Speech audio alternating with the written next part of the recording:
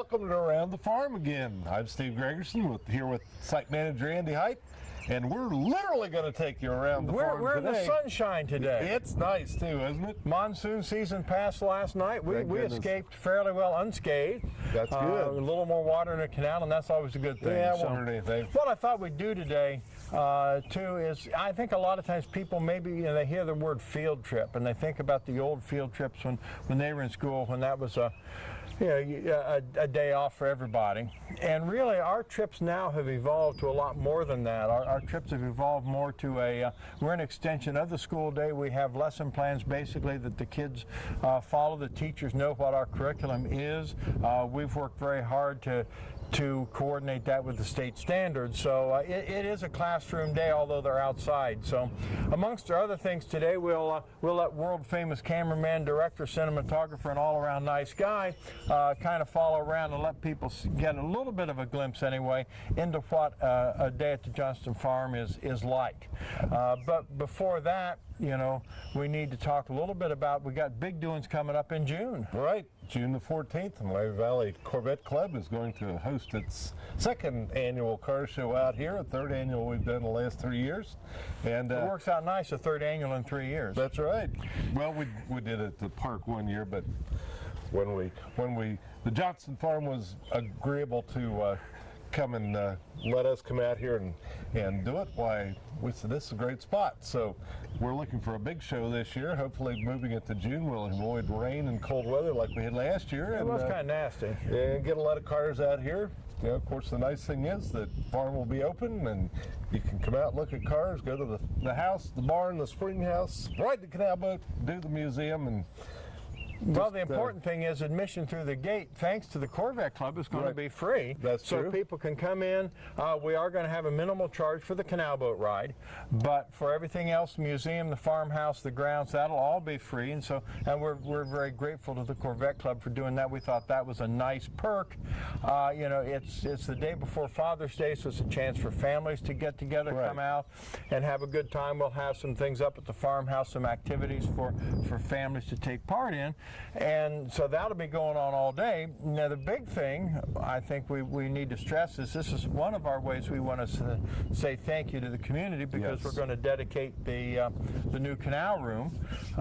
You've already been using it, so you know how well it's been tremendously well received by everybody. A lot of people just can't believe that was once an open patio. Yeah, it's hard to imagine, and people keep looking, well, where did we eat our lunch?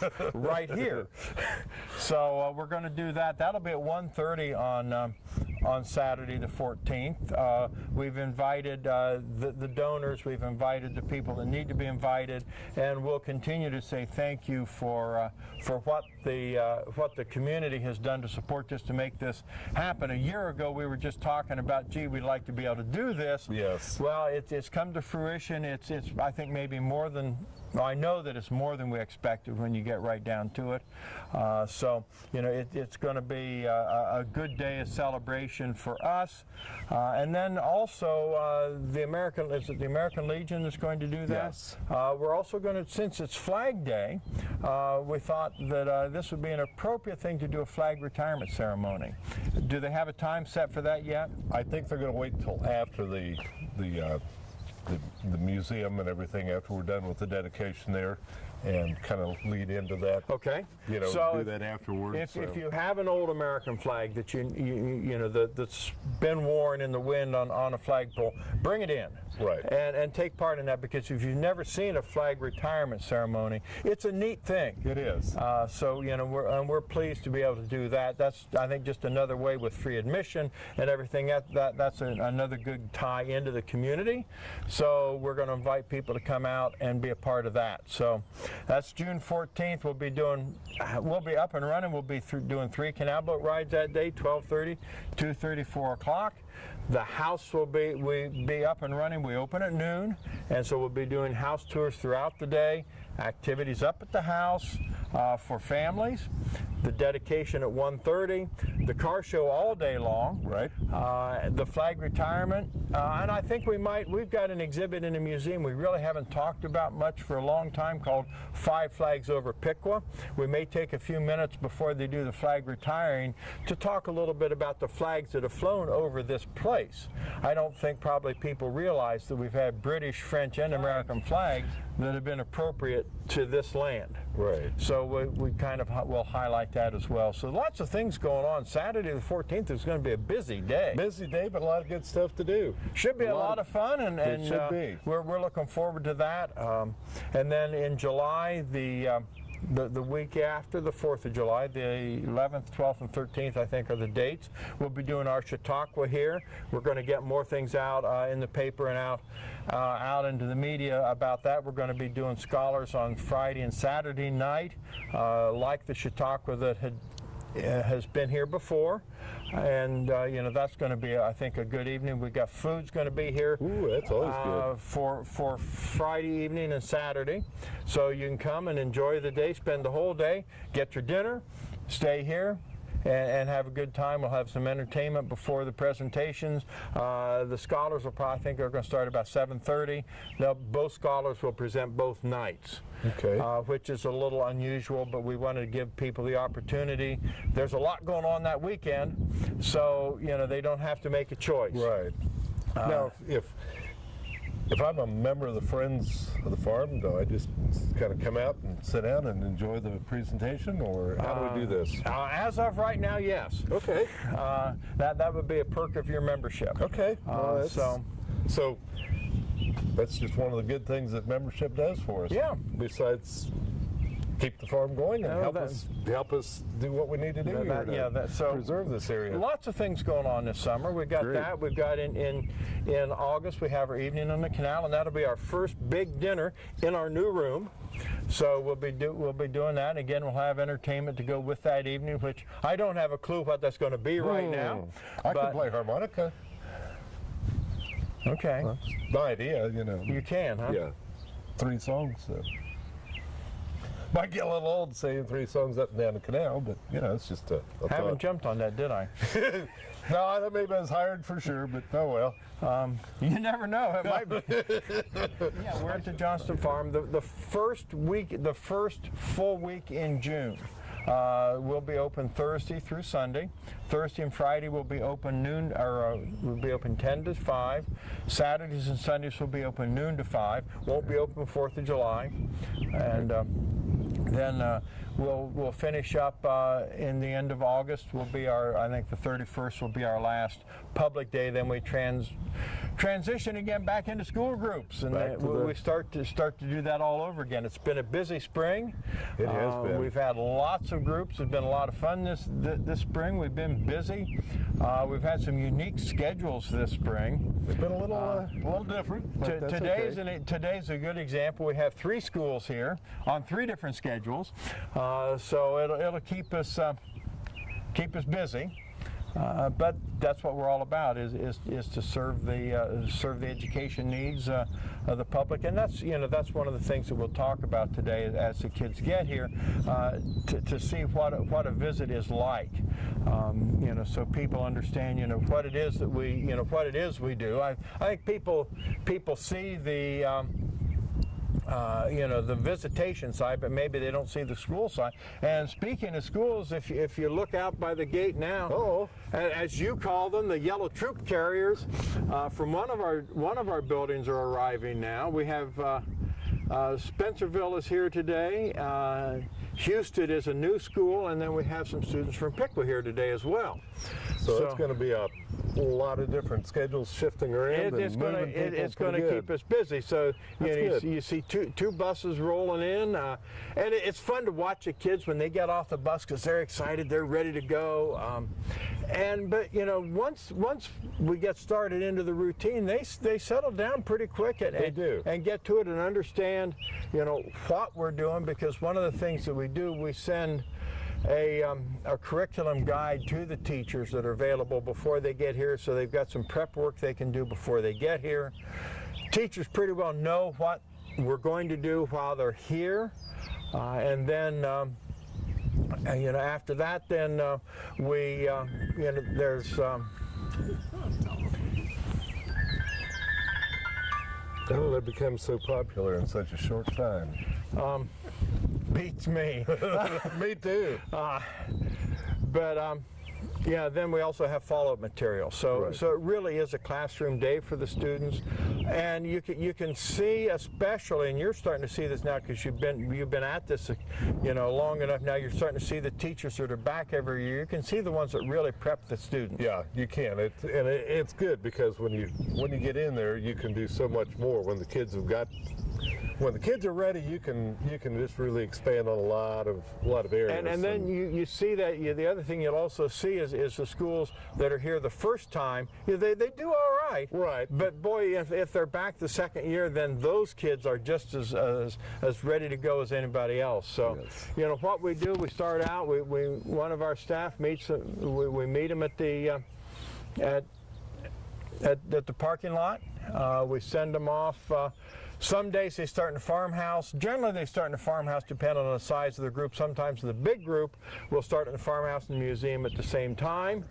And then the other thing that happens, then they switch. We give them some time for some lunch. And then we do their favorite thing in the whole wide world is they get to go on a canal boat ride. Today we're changing that. Yes.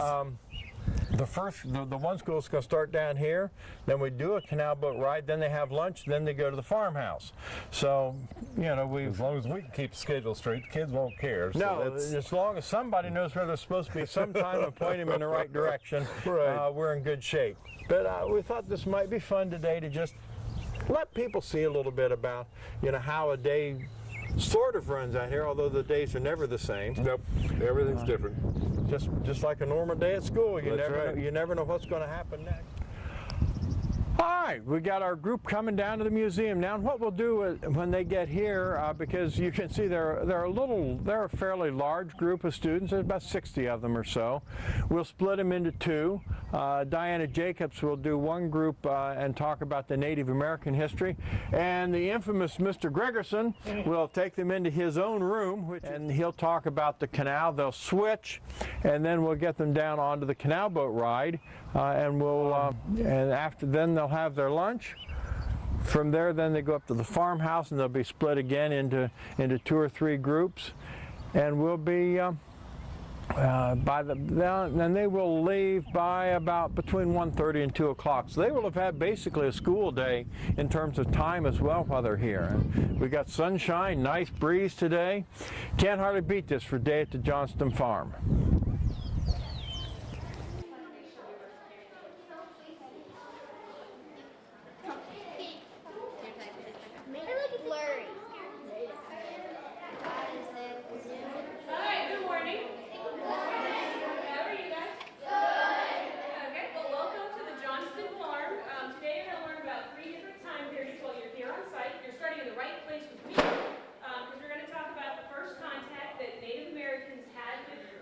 Europeans, and that was through trade, and that's what this scene here in front of you is showing you. On one side you have Miami Indian father and son, we call him Daddy Jr. On the other side you have a European trader, he's either French or British at this time. This is taking place in the late winter, early spring along the major waterway, we like to say the Great Miami River because it's the one we have closest to us, about 250 years ago, so the mid-1700s. Can someone give me a definition or an example of what it means to trade something? It's like giving something for something else. Exactly. You have 2 people, each out with the other guy once, so you switch, right? The canal is a 40 feet wide, 4 feet deep ditch in the ground. Then we put what in again, Bob? What do we put in the big ditch once we dig it out? Water. What do you put on top of the water, Bob? A boat. What kind of boat, Bob? Canal boat, right. That's what a canal is. It's not this boat. The canal is the 40 feet deep ditch in the ground. Boy, how did this get back? It was all done by hand, wasn't it? If you look over there in the corner, there are 2 other tools of canal work: a pickaxe and a wheelbarrow. Use the pickaxe to break the dirt loose, shovel to scoop it up, put it in the wheelbarrow, Where do you suppose a lot of that dirt out of the ditch went? They just kind of throw it aside and let it go? You know, where'd it go? Some of you looked out back there. Where do you think that dirt went? I noticed when you were coming in, you were checking it out here. Where do you suppose all that dirt, a lot of that dirt went out of the ditch? Over to the other side where it's all raised up and hacked down real nice and smooth and filled up a lot. Yeah, a lot of it came out, went over to the side called the towpath. Bob suggested that maybe our boats didn't have a motor on them. Do you agree? Well, how did we make them go then? Go ahead, Bob. You take shoes and then they pull the boat. Right. We actually use mules to pull the boats. Most people say horses, but horses aren't very smart and they don't know when to stop. So we use mules because when they stop, that's it. You got to get a fresh team out to pull.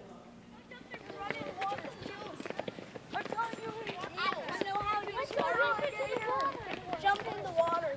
Yeah. I'll just say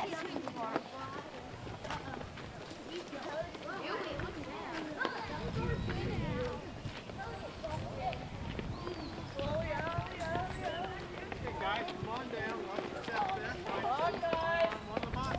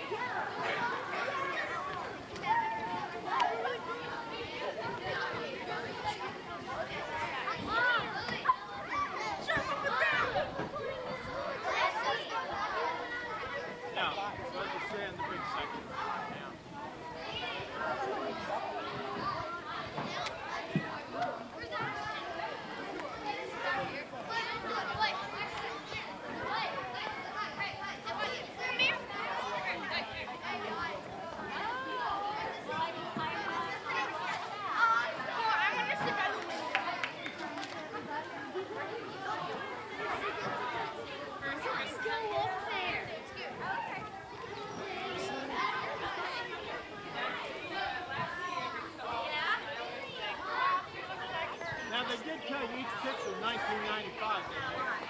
Several twins. No. Now, who's your son and daughter? Depending on what our animals do. It's always an adventure.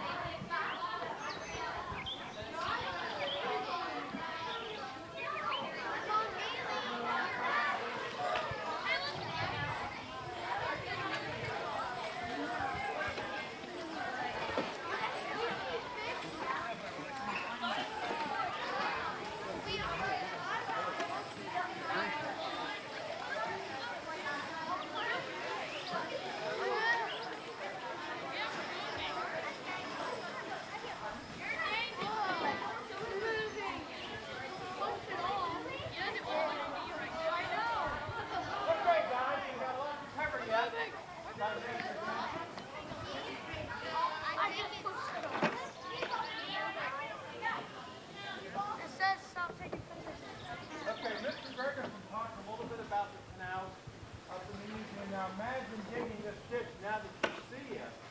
Imagine digging this and taking the shovel and wheelbarrow for 266 miles. Now let me ask you, if you can remember, this is built originally to help large groups of people in Ohio? Who remembers? What group of people was this built to help? The farmers. So the farmers keep their crops to market. But what happened is that people would load their farm stuff on the boat places like Piqua, ship it out to the edges of Ohio, then either go down the Ohio River or Lake Erie. Usually from here they went to go to Lake Erie. And then when canal boats came back in to places like Piqua, they came back in loaded with things like furniture and hardware and tools, things like that. So boats carried stuff wanted to shift